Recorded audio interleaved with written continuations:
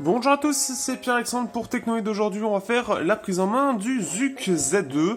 Donc un téléphone qui, en gros, pour résumer, ceux qui ont connu le Zuc Z1 qui est sorti lui en France, c'est un smartphone qui avait une grosse batterie, des spécifications qui étaient plutôt pas mal et un prix qui était correct.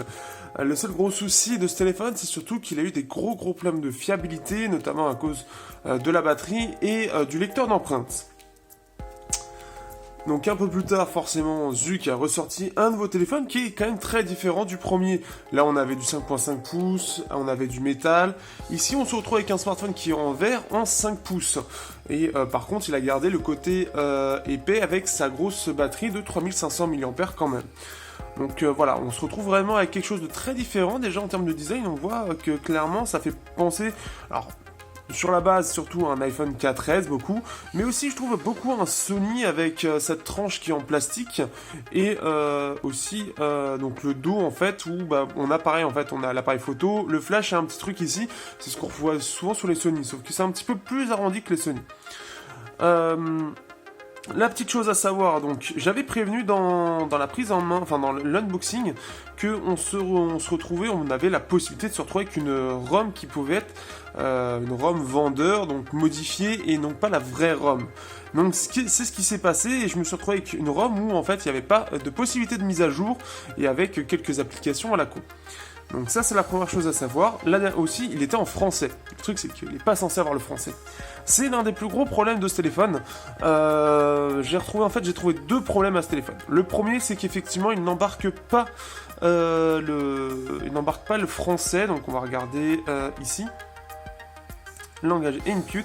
Et on va voir ici qu'on se retrouve avec l'anglais des États-Unis, d'Inde, ou tout simplement l'hindou, tout simplement.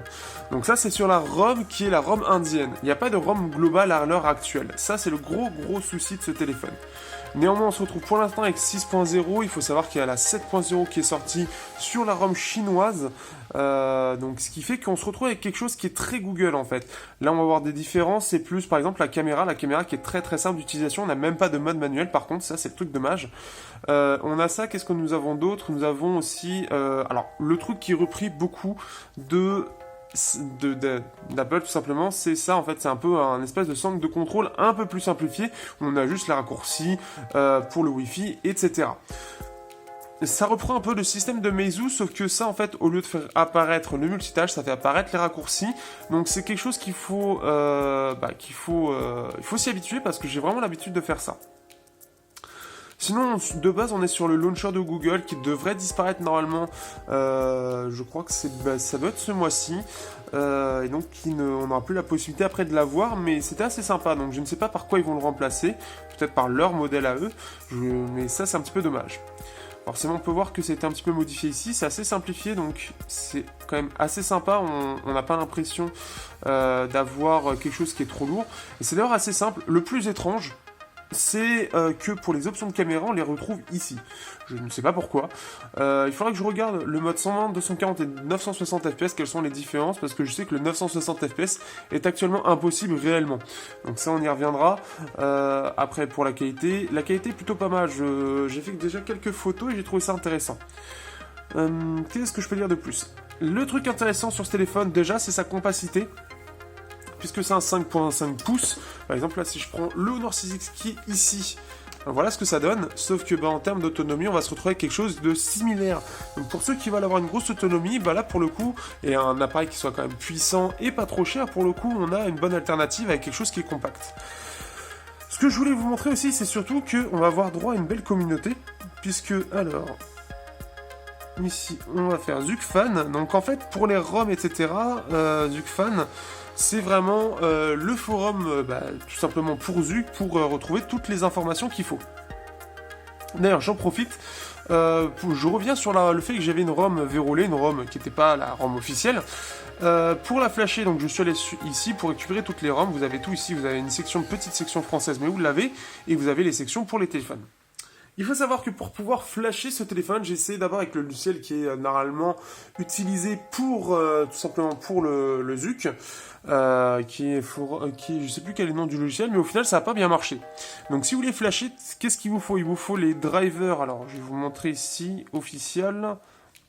Donc vous allez dans officiel, donc soit vous, comme vous voulez, soit vous prenez la ROM donc Chine ou indienne, donc ça c'est comme vous préférez, sachant que on se retrouve ici pour l'instant on est sur, je vous montrerai après, sur une ROM encore 6.0 et 7.0 devrait pas tarder à pointer le bout de son nez.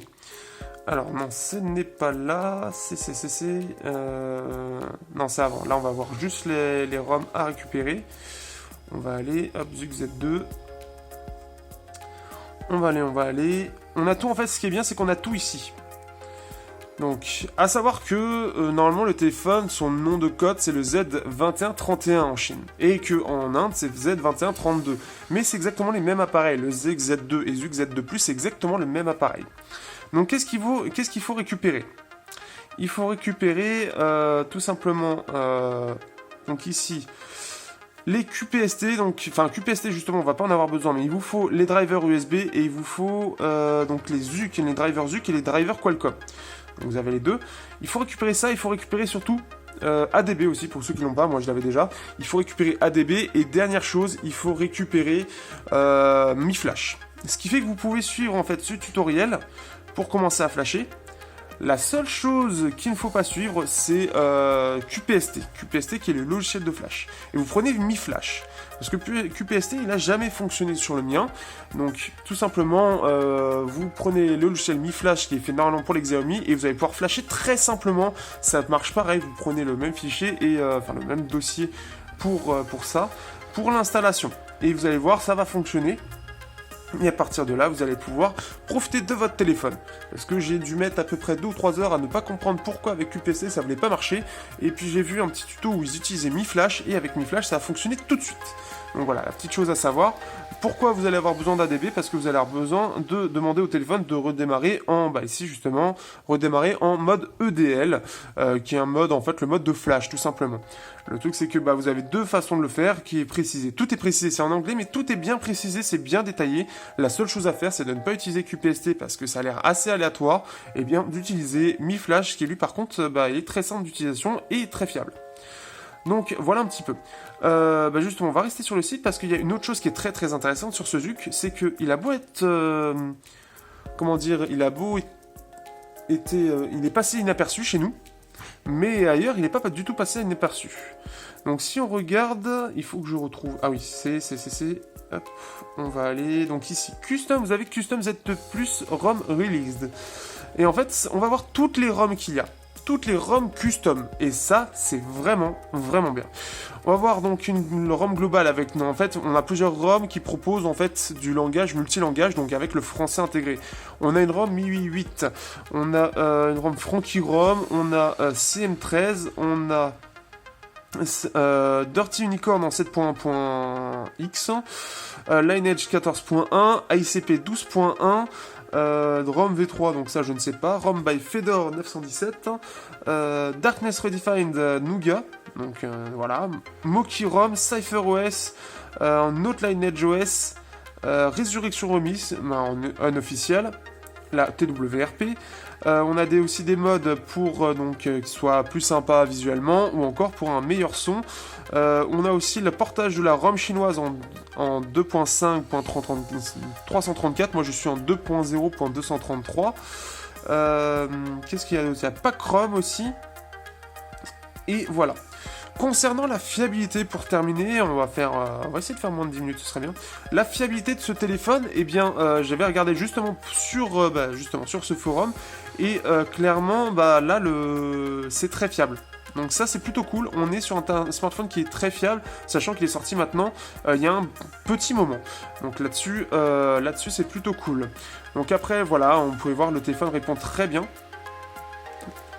Il répond très bien, il est très simple à utiliser, je trouve. De base, là, vous pouvez voir, l'écran, il est un petit peu particulier, il est mat, en fait, c'est parce qu'il y a une protection d'écran, bien sûr. Ça, et la toute dernière chose que j'aimerais mettre avant la fin de cette vidéo, c'est que le dos, n'hésitez pas à prendre un petit skin si vous voulez le garder longtemps et tout joli, parce qu'il a l'air aussi fragile que le Honor 8. Je l'ai déjà rayé ici, ici et ici. Donc, ce qui fait que c'est à prendre en compte. Je vais voir si je peux vous le montrer, ça va être compliqué, je sens. Ça va être compliqué, on va essayer. On le voit ici, la belle rayure ici, Donc là voilà en fait, c'est la petite chose en fait. Dans les défauts, il n'y a pas grand chose, mais il y en a quand même. Ce qui fait que c'est la petite chose que je vais retenir de ce téléphone. Et tout le reste, j'ai été très très étonné. On y reviendra. Tout le reste, on y reviendra sur le test complet. Donc on se retrouve d'ici quelques jours, pour un petit peu de temps, pour le test complet.